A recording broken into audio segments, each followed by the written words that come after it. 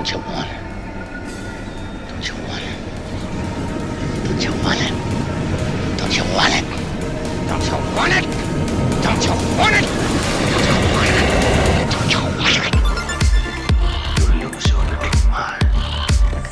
5 dead lives.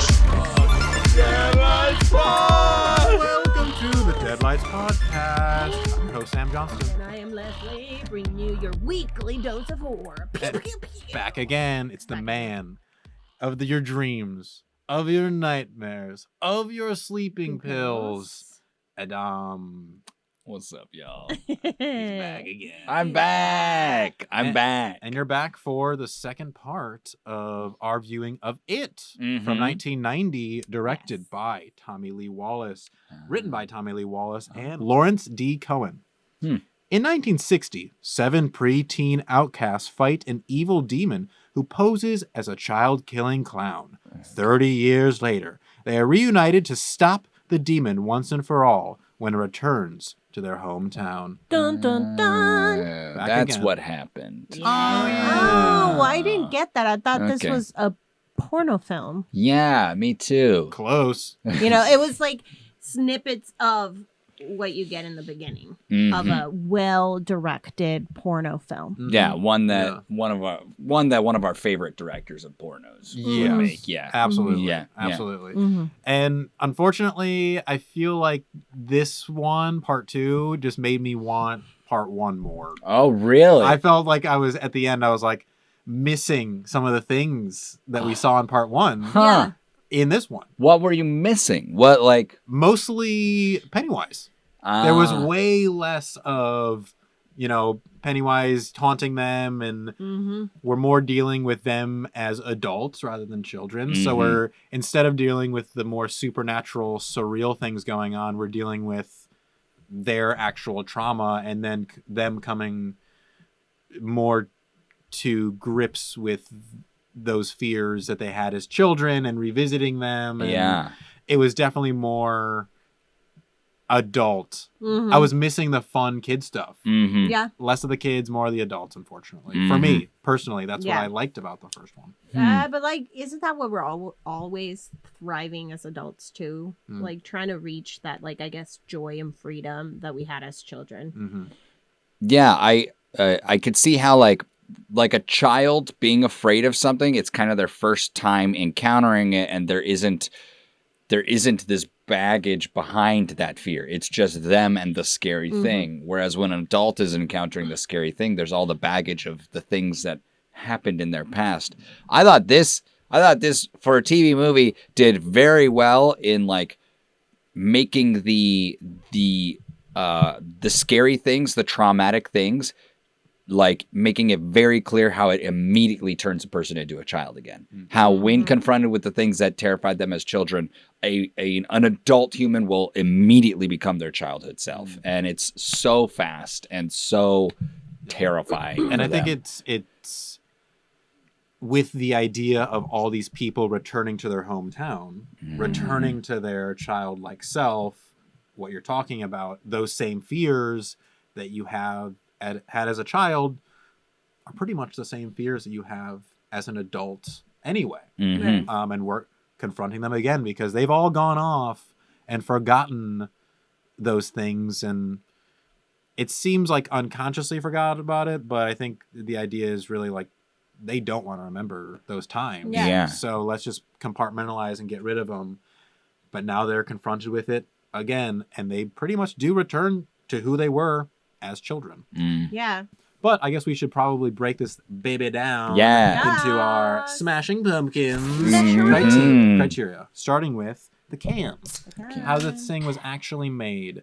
And I think that there were some really cool moments and tableaus that we see cinematically throughout this movie. The sets, the practical effects, those are the things that are like it stands in this part of the movie.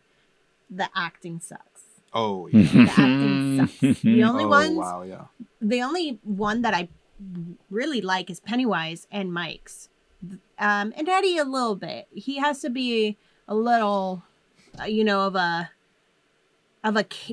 big character, but in a small way, I think like very meek. I like him because he feels like he matches the kid the most. Yes, I agree. To me. Hey Richie's character, we were talking about it during the movie. I just like it's so 90s, very 90s. I like Ben. I think Ben's acting is I mean, it's not outstanding. And like the scenes where he's really forced to grapple with things, we kind of see the same things over and over again. But I think that's the script that's given to him is he has to do 2 of the same scene twice in a row, which is kind of weird.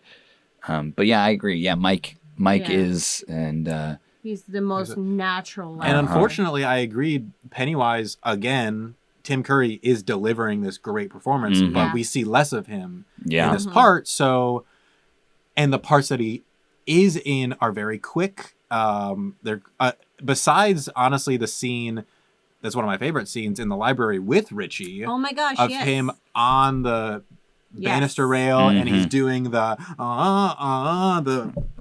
little crank thing, and the balloons are coming down and they're exploding and blood spurting everywhere.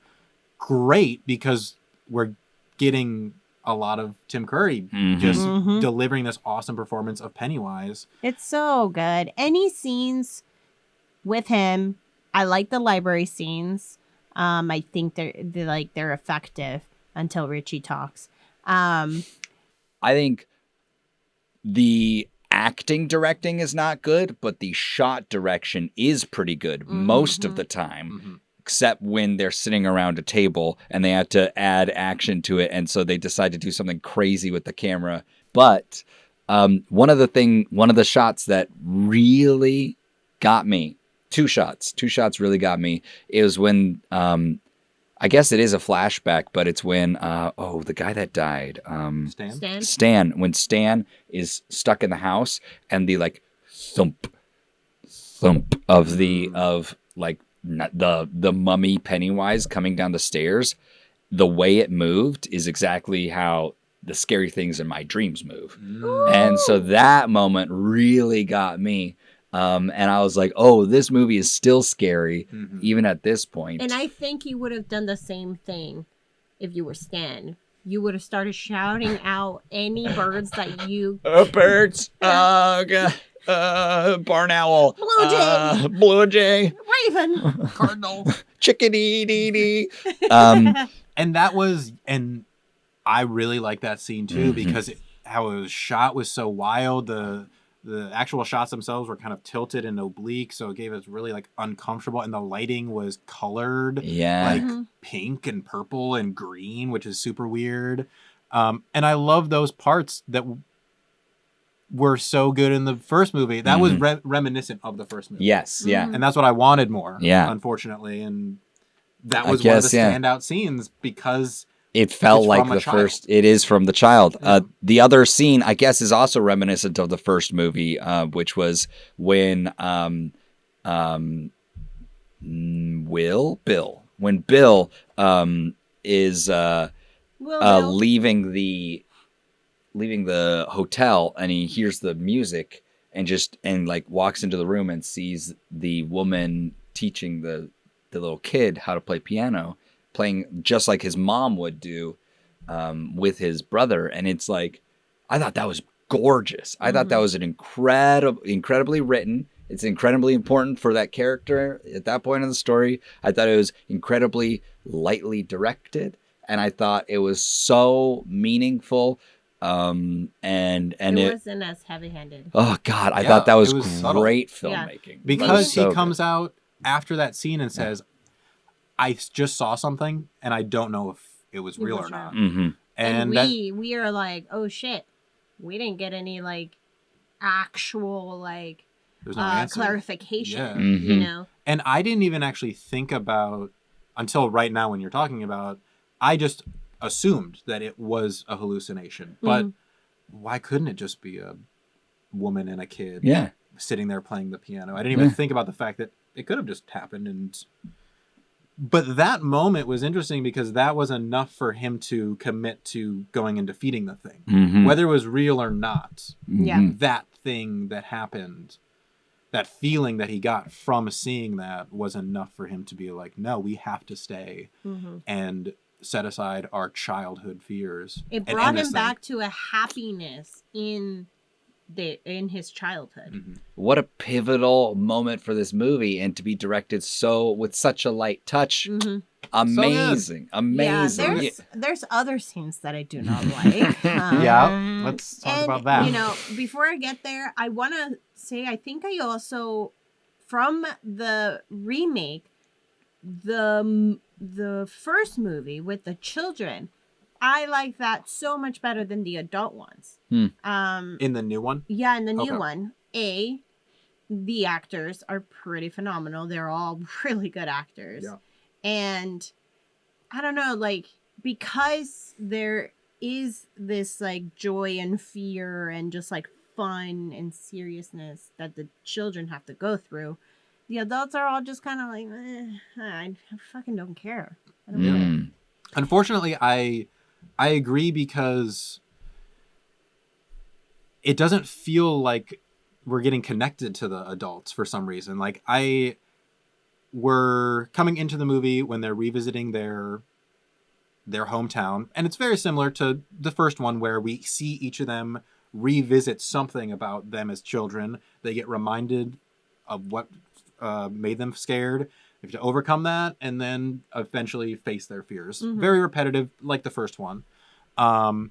But for some reason, I felt less connected to these adults and what they were going through than I did in the first one, where I felt, I guess, more fear for these children than I do for the adults. And because I didn't really feel connected with the adults in the movie, and there wasn't very much of the kids, I felt like I wasn't really connected to anyone as characters Yeah. that much through the movie. Mm. And so by the end, I just kind of felt like, I was just They did so much more concerned and confused as what the fuck the adults were doing, especially in the scenes where they were interacting with Bev. Like, she kissed all of them. yeah, Everybody had a relationship with her. It's like, there were multiple moments where she was the object of their, first of all, physical touching, and second of all, their lust and their desire. Every single one of them. oh yeah, Mhm. Every single Oh, yeah. one of the guys. And do you think that that was a choice by the director? Because there were clear scenes when Ben's giving her a back rub. They're all being really touchy with her. Do you think that they were directed to do that? yeah. I I think so. absolutely- Absolutely think so. I think like knowing or like this movie, knowing what the book is and the story that happens in the book, where part of how they beat it is the kids all have sex with each other. Like, I feel like the adults going into this story, knowing what happens in the book, they're probably playing that angle as the actors and as the directors for the adult version, without necessarily putting it in like the movie itself, but they're still playing that, like, oh, they all had that deep like emotional bond made with each other, that they all have this as adults, this sort of like Bev, this Beth was thirst, there, this- so it was their mother and their lover. Yeah. You know, the woman, the woman. the caretaker. She was the woman in all of their lives to all of them. Which is the most awfulest. Is that a word? Sure. The worst,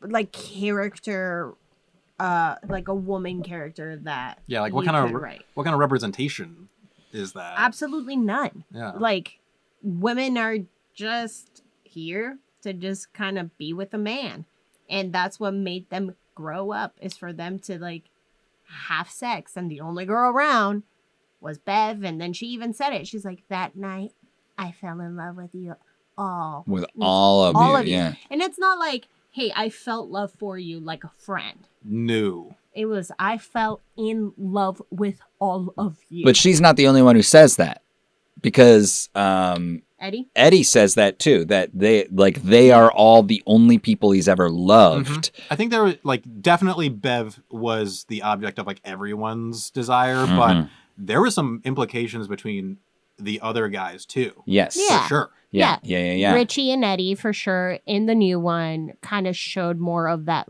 we had more of a relationship, intimacy. Mm-hmm. Which I did like that was put. If we're gonna go with the fact that all of them had sex with each other to fight it, the boys also got it in. Yeah. They had sex. All of them had sex Mm-hmm. together. So I guess the real question is, so we know coming into this movie, let's pretend that we didn't read the book or we Yes. don't know anything about the book. Yeah.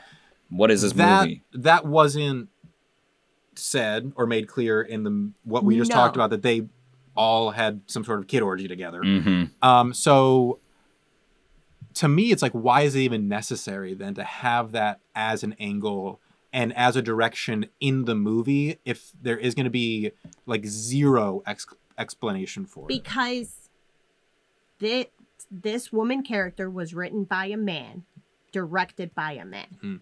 They have no other angle. They don't know how to make a woman just be their own independent person with ambitions and goals for themselves. She was in an abusive relationship, getting told what to do all the time.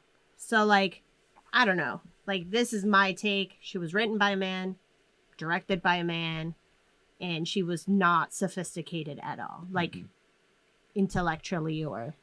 Do you think what is the significance of her being the only one who can harm the physical it? Because I think it was a cool thing that Stephen King had to do. It's the one to it's I have all these boys, but one girl. Mm-hmm. The girl's gonna defeat it. That's it. That's the only That's it. takeaway. Yeah, Because I there's mean- nothing else to bet. So, okay, that was the can that we kind of talked Yeah. about. Let's move on to the meat, what this part is actually talking about. We've kind of talked about it lightly a little bit. Again, it's heavy because there's a lot of different things going on with each of these characters. But I think the overarching thing that we're talking about is returning home, returning to those childhood fears that you maybe thought you overcame, but in reality, your trauma never goes away, and you gotta look into the deadlights and deal with it. Do you think how much of the solution of this movie is God? How in this story, how much of the solution is God being on your side and believing in God? Because they overcome him. They overcome him because he's a creature of belief, right? He's a creature of fear, and and the more you believe in him, the more powerful he is. Yeah. And He'll gobble you up until you're full of fear. yes. Yum, yum, yum. And then they all talk about there's this force guiding them, and that they are all put together. It isn't really present in the text that much, but it feels very subtextually these are a blessed few that are put on a path of destiny, And I guess that's what a story is. But then Bev says, God, at the very end when she's got the last silver thing, please God, don't let me miss. She closes her eyes and shoots and hits it right in the deadlights. With the the dingle explosions, lights. just fucking fireworks. Oh. That is true. They do. It was interesting that they mentioned that force a couple times because they never really say, except for that part when she says, "Please God, don't let me miss." They never really mention being religious or anything like that. The force that I kind of thought about during the movie was, I guess, the force that they have within each other. In all the moments when they feel like they're about to lose, it's always them coming together as the loser club and overcoming it together. Okay. But I think what this movie overall is trying to say is just, in order for you to grow up, in order for you to be successful, you have to be able to overcome your trauma. Like, you have to help yourself. But they're successful But without they're not having. happy. They're not. I guess They're they're not not happy. happy. Except for one of them. Like he's perfectly happy. Stan is Stan. perfectly happy until he's reminded of his trauma. And I Sure. mean that is that I mean- on in some level that's just hyper repression, you know, and the moment his trauma is brought up, it destroys his life, it seems literally. also, but like it also seems like Stan is happy, but there is still that one thing, because Mike brought it up, saying like, how come we all don't have kids? You know, and it's not really uncommon, especially in the 90s or whatever, 80s, to not have children, you know, be married and not have children. Mhm. So Stan, the moment he decided, yes, let's go upstairs and have a baby, because it seems like his wife has been asking, like, hey, why don't we have Oh. children? Yeah. So that was the one thing And that then- was, you know, and then he got the phone call. It was like, it's back. And then he was Whoa. like, that's it. I thought he was a really good actor. Yes. He was only in it for a bit, and then he comes back as the severed head. But I thought the severed head was fucking. He was severed great head as the severed head. Love that movie. Yeah. Or love that moment. Love Yeah. that movie. That Yeah. movie. Love that I- movie. I want Love the it. headless movie. The whole film. The whole film, just that. I just want balloons, just like any practical effect idea that you Yeah. might have with the balloon. It's just absolutely perfect. Mm-hmm. When they were coming out of the refrigerator, Mhm. when they popped with like blood, and the moment where Ben, he sees Pennywise as he's like in the taxi, and he's like, whoa, and then he like turns around and there's a balloon right here that says turn back now. That works. I It works. love those It does work. moments. Uh-huh. Yes. Well, there was this idea too that they lightly brought up of Derry is part of it. Yeah. Like everyone in Derry is part of They Pennywise. did bring that up, and that made me think of like, oh, this is a David Lynch idea of Mhm. like there's something ill in society itself that's causing all of this to happen. Mhm. Because that was a massive part of the book. Yeah. Like there are chapters in the book where it just goes to the history of Derry. And what I really like about the book is the town becomes another character. You really get to know Derry, Maine, and all the really, really fucked up shit that has gone on there. Huh. Because it's built on hate and built on death. And it just seems like from the start of this place, bad things and bad people have been attracted to this place. And they just lightly talk about it in the movie. But it's a part of the book that I really, really love. And you just can't really translate something like that No. Or- into an hour and a half film. Yeah, you'd have to spend the whole film making that point, Yeah. basically. And Twin Peak it. Twin Peaks this it. film really is making the point that you have trauma as a child and it stays with you as an adult, and that's about the entire point that this Pretty film is much. making. Mhm. Yeah. And Yeah. like the fact of this town being built on trauma Mhm. and it's just breeding more and more trauma. yeah. Yeah. The soil is bad, so you're gonna reap what you sow. And you.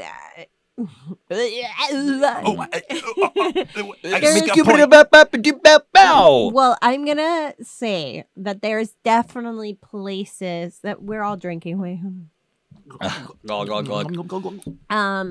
yeah, there's definitely places in the United States and in the world, I'm pretty sure, that like all of the like heartache and turmoil, like you can feel it. You like enter and you're just like, damn, it's like thick Mhm. as Mhm. fuck. It feels like a real, that to me kind of feels like a real and scary concept. Oh Yeah. yeah. I would Yeah. love to see someone play with that idea more. Mhm. It imagining that sewer crab as the manifestation of a bunch of people witnessing traumatic things and ignoring them, like, and then that breeds in the sewers, the place where you flush everything down to, that breeds this creature that is being fed and fed all of this like this putridness, all of this like this poison that everyone keeps perpetuating. In the sewers. Yeah, you in know, the sewer. like, Yeah. Okay, awesome. Those all ideas sound great. I love what the meat is looking Yeah. like. Yeah. But how did they actually present it in the film? How How's was the it cooked? cook? Uh-huh. Mm-hmm. What do we think? Not well. Not well. Not I mean, well. yeah, that whole like city being built on stuff, that was like one line Yeah. in the movie One scene. that we were able to just And pick A apart. very interesting line. Like they delivered it in a way that you're like, oh, that's a really interesting way to think about That this. was scary and then to we me. don't. and then we just don't No. Yeah. talk about it after that that. was so frightening to me that 3 boys are bullying this one girl in front of someone, and that person decides not to do anything. Yeah. Yeah. That is fucking scary. In this movie that felt at some points like they were jamming a lot of information just within scenes, you can't really explore No. things too much beyond the Mhm. surface. Because I don't even think the original one dived into this kind of concept that like dairy is polluted. They like talked about it a little bit more. In the first part, in part 1. Yeah, I think in the 1st Mhm. part there was Mhm. maybe a scene when someone was being bullied and a car just goes by. And they're Yeah. like, ignore. Yeah, that is strange that like they did not put these scenes of like what these kids are experiencing, and they didn't tell that story of the whole town being kind of like culpable. They didn't tell that story at all in the first one, It was in the first part. no, not at all. And that was, I think, my problem with a couple things, like concepts that they kind of brought up in the second one Yeah. that weren't important in the first one. This is one of them, that the town is actually like might be a part of this evil and like major bystanders. Another one was this bike thing with the silver, like Mhm. hi-ho silver, Yeah. which was a major part in the book. They're able to explore that more, but I thought it was odd that they didn't even bring it up in the first one at all. Yeah. That seems like an easy thing that they could have Yeah. added into the first Yeah. one. Like, this is my awesome bike that I love. Yeah. Because like back in the day, you know, you did spend a pretty penny on bicycles, and it was a way that kids got around, and it's a major aspect to just like your childhood. You learn that is one of the fears that you have to overcome is taking your training wheels off, Yeah. you know, and just like going out there and exploring. And you as a parent understand it's like, okay, as soon as I let them go on this bike, they're gonna be gone, you know. And It's like a rite of- anything happen. It's a rite of passage in some Exactly. way. But that is great, but it just felt like, oh, this is my childhood bike. And it Yeah. became so important too at the end of this film when he's bringing back his wife Audra from the brink of insanity because she looked into the deadlights. Yeah.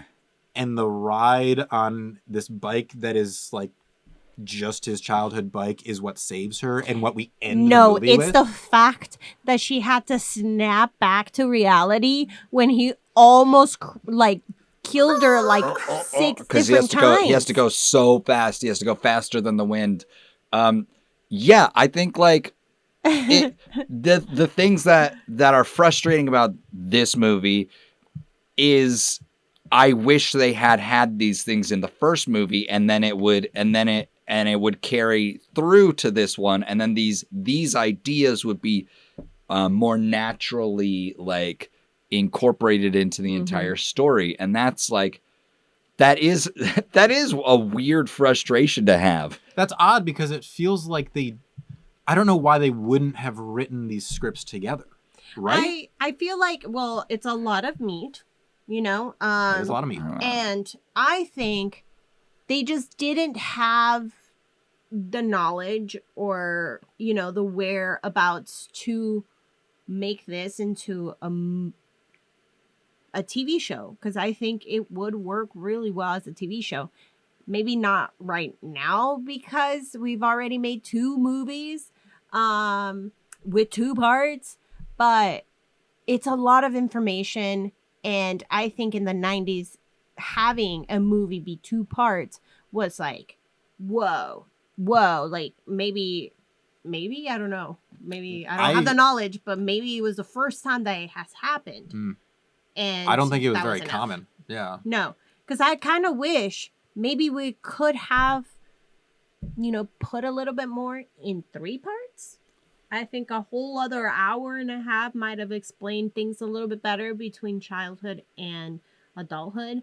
Do you think it's a structure of the story itself, being that the childhood parts be needing to be so ingrained in their childhoodness, and the adult parts like needing to be explored in their way too? Do you think the fact that it's not more incorporated is what makes that disjointed? Because the first movie mostly focuses on the journey of the children. The children aren't going to comprehend that the reason why adults can't see it is because they don't want to see it. The children are just going to think, oh, adults can't see this because I'm a child, and adults don't get child things anymore. Or they're going crazy. The kid is going is going The crazy. scene with the way that Pennywise showed up to Bet. You guys keep drinking at the same time. It's so funny.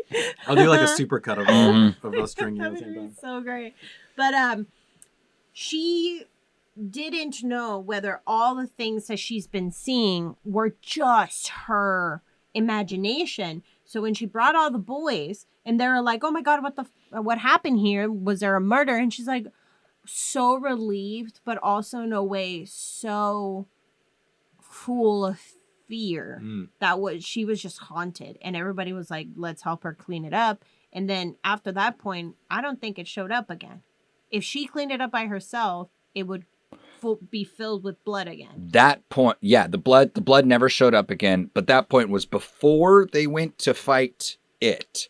Yes. Right? Yes. In the chronology of the story, yes. Yes. Okay, yeah. Yes. I completely agree with you. And they did it the same way in the new version too, where the first movie was kids, second movie was mostly adults, some kids stuff that we see back and forth. But the book goes back and forth all the time. It's almost like every other chapter is one kid and then the adult self. And I love that so much more because you're first of all making the tie between the child and the adult more, and then you're caring about what the adult is doing more because you're seeing their child self act right next to them. So, and those I think were the moments that we liked in the first part of this, where we see what the kid went through and then we see the adult and we're like, oh, that makes sense. But for some reason, these televised or film versions of this story decide not to do that. And I just don't understand, because to me it's a much more interesting way to tell the story rather than separate child and adult. Because I think I'm going to say the word endearing for a horror film, but if you introduce a bunch of kid actors and that is like your takeaway from the film, there is a kind of like, endearing aspect to that. And then when you get sorry, you're going to hear a big old Really good point. when you then like have to see them grow up and they're just like bad actors, you're just like, God damn it, just bring back the kids again. I don't know. You kind of miss all of that. I agree. I miss the connection kids in this one more, just because the adults were kind of blah. And I feel like if they re-edited this movie and maybe made the kid stuff more next to the adult stuff, we might be able to forgive some of the adult things that we saw, because we're seeing them as children and kind of sympathizing with them. Yeah. Like. Would you lose the train of the plot more though if you did it that way? Because think about it, like you have these 7 characters, and you see them as kids, as adults, and we keep talking about how we kind of keep seeing the same stories over and over and over again because we have to experience it all with each of the characters. Imagine if it was back and forth with Eddie for like 40 minutes and then back and forth with Mike for 40 minutes, and then you're slowly building this out, and then you get to the very end and you're doing the culmination of the thing with the kids as well as the thing with the adults. And I guess the stakes of this might just be me trying to understand why the films are made this way, and maybe it's just how you tell filmic stories is different than how you can tell novelized stories or TV stories. But the having both climaxes at the same time, it would confuse things, and then the climax of the kids wouldn't have the weight because you wouldn't be worried about them because you know they're right there as an adult, like right in the next cut over. So that might be why they would do it that way. Well, and I think that it's what you said. The difference between It? Where? It is what you said. The difference between a book and a filmed version of something. I kind of agree that maybe this doesn't work as a film thing at all. If you filmed the book exactly as they have it, you might be right. It maybe just wouldn't work in that way too. So there's some stories that I do believe should just stay as books. Yeah. And maybe it just does work that way. But the thing is this movie works and captures people's imaginations for a long time. Is very effective. Is that because the movie is good by itself? Or is it because it reminds people of something else that is good? Not everyone has read the books. Yeah. I think it works because truly of the actor. Tim Curry. You think Tim Curry I think he just fucking nails it. I think this perfectly segues us into the next segment, which is the thrill. Yeah. Which is the actual scary part about it. Leslie, take it away. I think, he's not scary anymore. Like we talked about last episode. It's truly just like the adult things that are scary. But I think it was just so much fun seeing him on screen and being so big and just fun. Because, like, I don't know. And the way that they, like, shaped him to be like a mummy and like a big old crab and stuff, like, that's so much fun. Do you think that it will get the Frankenstein treatment? You know, do you think that this story, it captures people's imagination enough that in like they'll do it over whenever Stephen King dies, then they wait 70 years or however long it is, people are just going to be like, let's tell this story over and over again in a bunch of different ways. I think so. Because it was so successful the first time. I mean, all of Stephen King's, almost all of them, are being remade. You know, Firestarter, Pet Sematary was. So, which other ones? And I think that is also a testament to the type of stories that he writes. He preys so much on universal fears, you know, and it is a good example of literally the personification of fear. I think that might be why it can live on and be remade and restarted as a series or as a movie or as whatever, because it does come down to something that we all as humans share, which is fear. And those fears as kids that we still have to deal with as adults. And we all go through that. And whether it's successful or not, we all recognize that that's what this movie is talking about. And we can sympathize with these characters and what they're going through.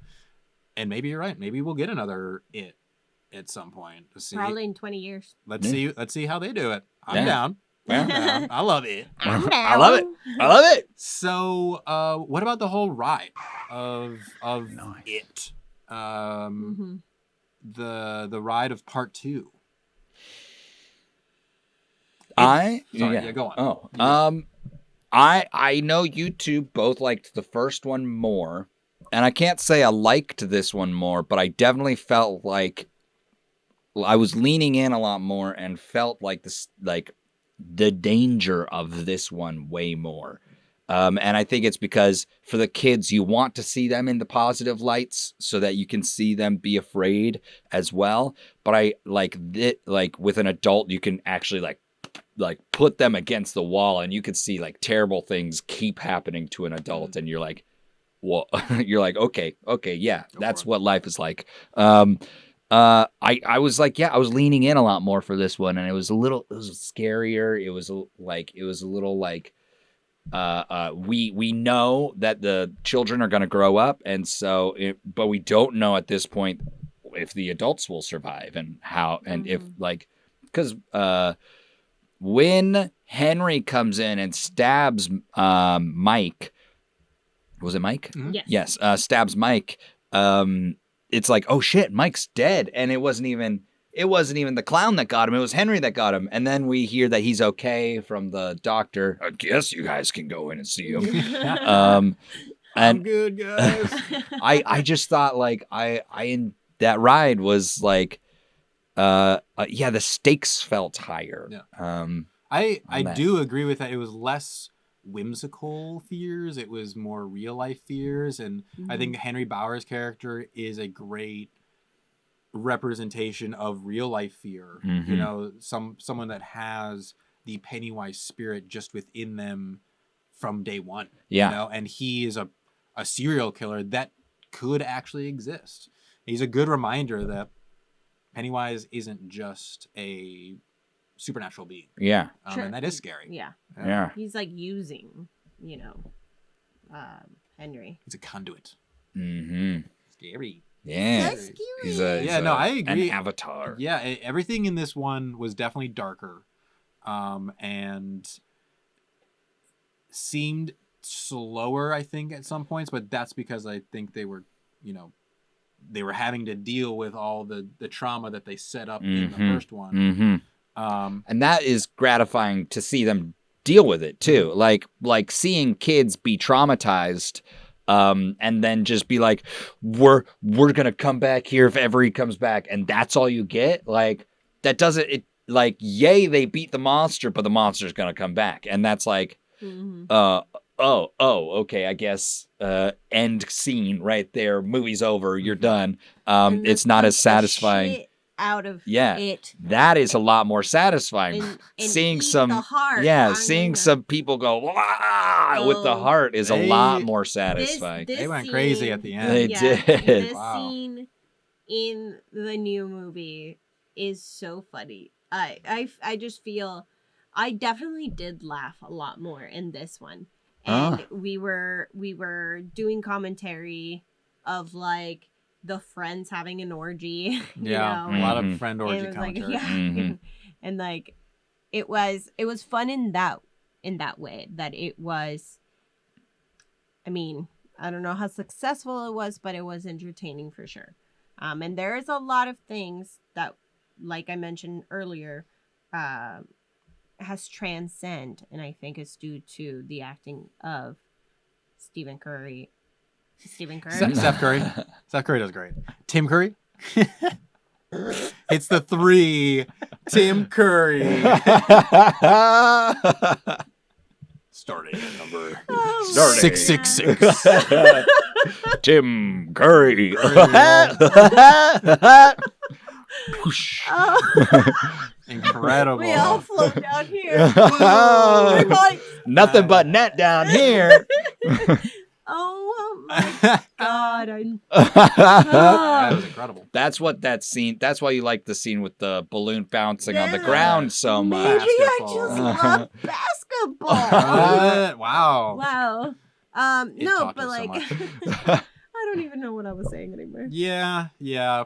Oh, Neither. sorry. You were saying Tim Curry. Tim Curry transcends basketball. Yeah. Yeah, but I think that what you were getting at was that the thing that we love universally about both these films is Tim Curry. Right. Tim And Curry. his performance. The performance, the practical effects. Another thing that I wanted to talk about in regards to like how this was made. The set was phenomenal. It was very Star Wars-esque, where you like built some of it and then you paint the rest. Yeah, the matte paintings. Yeah, I love that. Time in Hollywood. It's just like so much fun that way. And like a lot of there's scenes in which like were not necessary. Everybody was like exiting or going upstairs, or like it was very theatrical in the sense that we needed to see everybody come in and come out. Mm-hmm. Which is like, I think, a style that we needed to have, because I guess as creative people or filmmakers don't think the audience is going to get us. It's like, oh, this doesn't make sense. So you have to make it a little too obvious. And I think there are some of those scenes that we could have not done with. On the plus side on those scenes, when they're all exiting, at least they all had character about their exit too. True. Though Hey, they you all can exit. like these actors didn't just like line up and like just flow out of a door and then they're in another scene. It's like, oh, I could see each of their characters as they're moving through these spaces, which was nice. Yeah, but I don't know. If you're trying to jam pack information True, you don't into need a film, like, why are we spending a minute? That's money, that's time.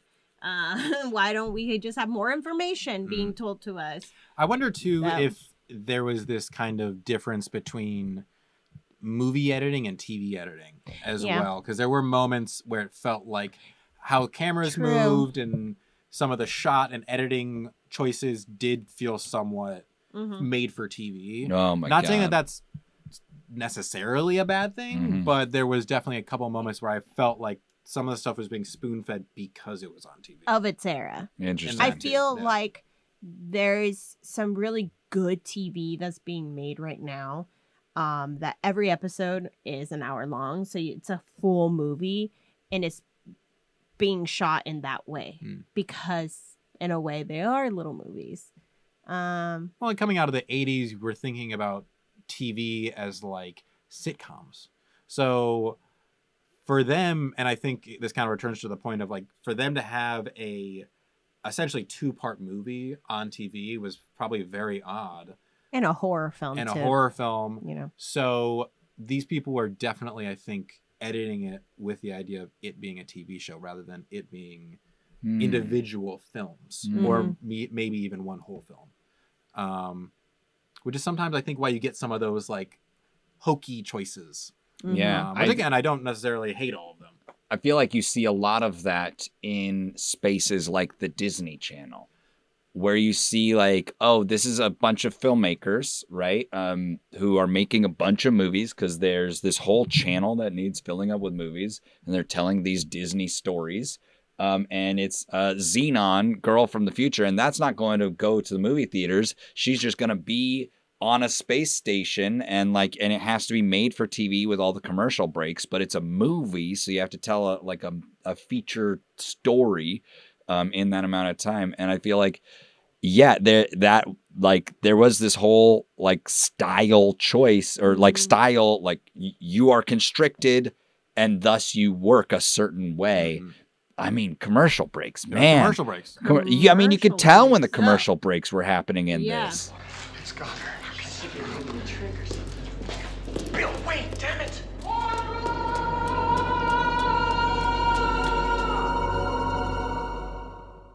Audra! Oh, Run my towards the light. Commercial God. break. That was such an odd choice, but a great way to But cut to commercial. Well, great way. Also, like, you're getting this piece, right? You're getting the Audra, and then you get welcome to Starbucks. Like, it's just like This what? weekend at Sears, 25% off. Yeah. This Black Friday. The best part of waking up is running towards Audra. Yeah. All right. Wow. Well, Yeah. It's 1990, Mhm. the second part, Wow. or the second episode, really. Yeah. All right. I can't believe it was just yesterday.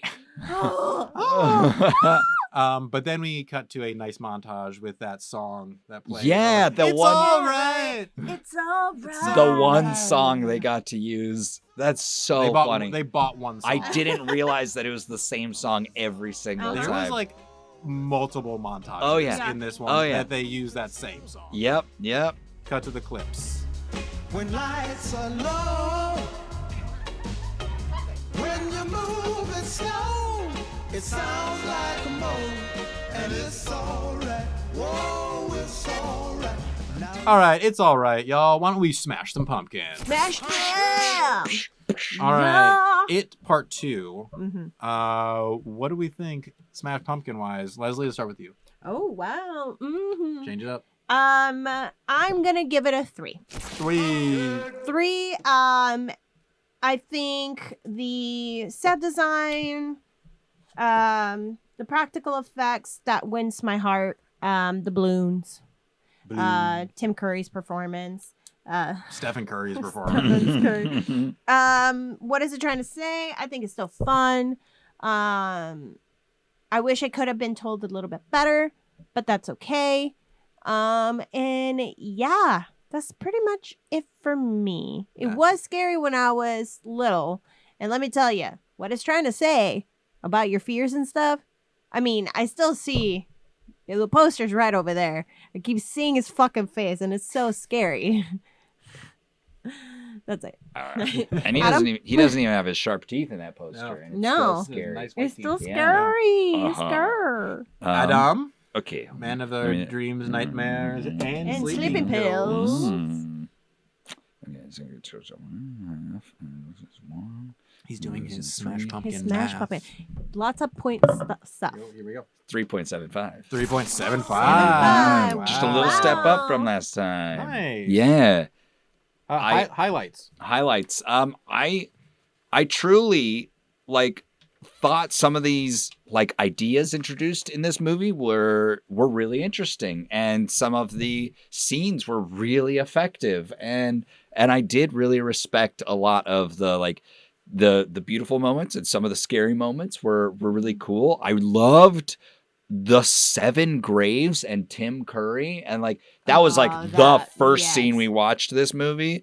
And I thought that's such a great foreshadowing, and it was so well performed. Well, he did tell him right there and then. Yeah. Like, oh, we don't need the last one because that was taken care of. That one's And taken care of. He didn't put it together. Yeah, The whole yeah. time they're like, let's try to defeat the monster. And no, Stan. Mhm. No, Stan. Where's Stan? I don't know. We'll just wait till he gets Oh, here. it was that night. I think it was a satisfying conclusion. It's what the movie needed, and I enjoyed it a good amount. And I thought of the Smashed Pumpkins, the one it did most fully was trying to say things. Yes. Like having interesting ideas. Yeah. It had.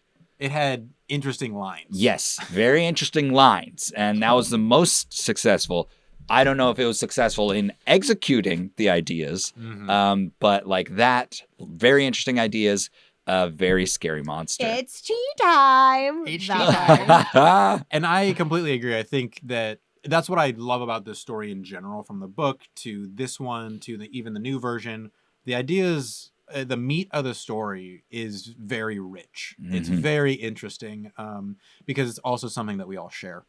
So I think that's why we can have conversations that go on so long about this movie, and why we see it repeated so many times, because it's something that we can all relate to. And I do think that there are moments in the second one that are really cool with the set pieces, and a lot of really cool tableaus that we have throughout Mhm. with the group together, with them individually going off and facing their fears. We get a lot of really cool, fun filmmaking choices, and that's what I think really I like about it, and with the first one too.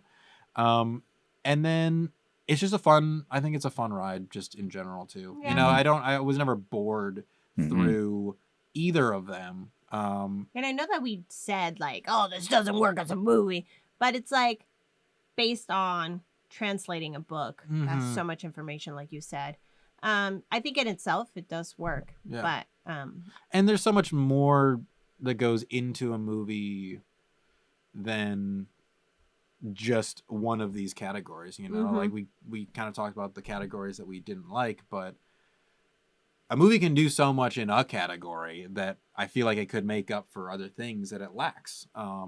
So there is this kind of aspect of nostalgia about this movie too for me. I think that makes me like it more Mhm. because it is something that I remember being scared of, and then revisiting it is fun, which is kind of the Yeah. idea How of many- it. how many Mm. times have you watched it? Probably like five, Five? maybe. Yeah, not that. I didn't end up seeing this version until later. I remember seeing clips of it when I was a kid and being Mm. scared, but I didn't see it fully until probably like my late teens, early 20s, Yeah. 10 years ago. Yeah. Oh, Adam, Oh. you've seen it twice now, Yeah. right? Yeah. This one specifically, but I Uh-huh. watched it for the first time very recently. Oh, yes. It did just click for me, and we It can went- edit. We can edit this out, but it just clicked for me that in the first one they did touch on a lot of the ideas of the second one. We just didn't get it because we're looking at it from a kid's perspective. Because Billy's parents say we're gonna don't come in this room anymore. We're gonna close it and never go in again.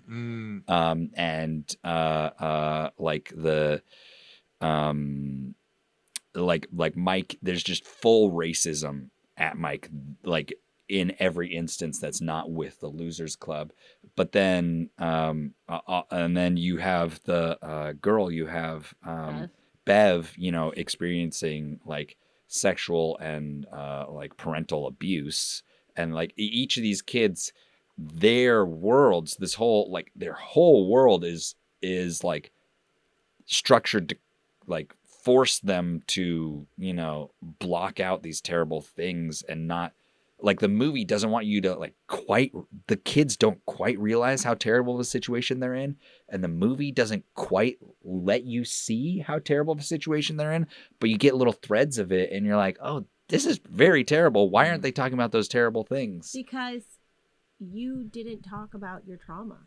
You didn't talk Yeah. about it. You just dealt with it. Yeah. So if you don't know that something is wrong, or like it was just like also other people were experiencing it, then you just think it's kind of normal. It was just shitty. It's but, your like, world. It's kind of, Dang. Yeah, as a kid, what else is there? You don't know. You're ignorant to yeah.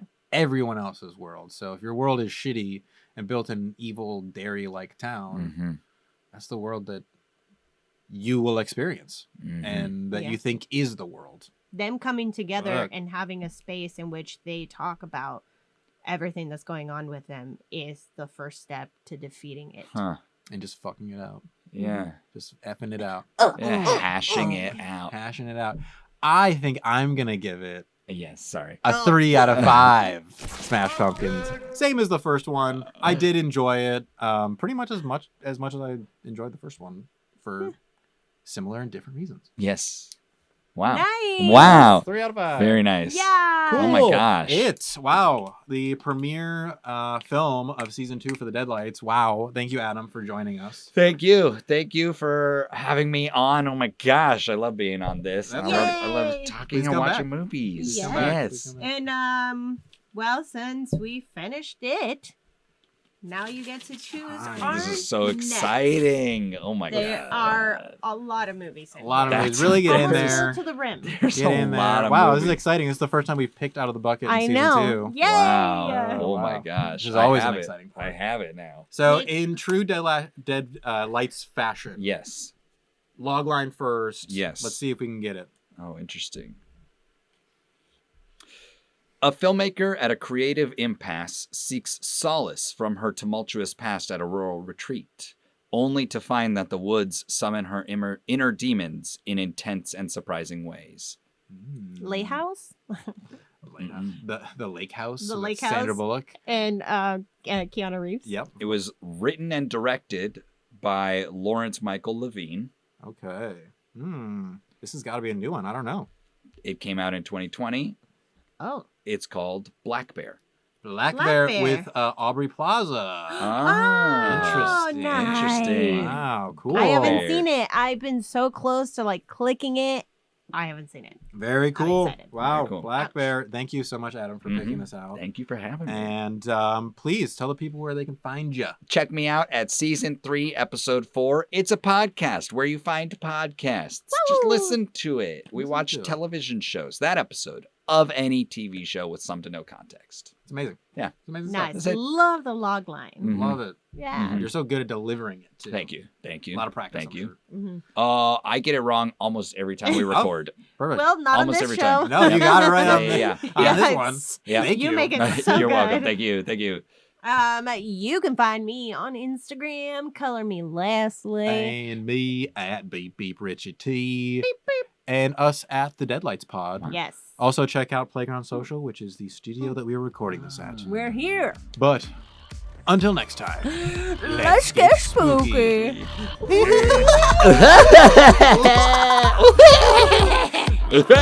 my heart.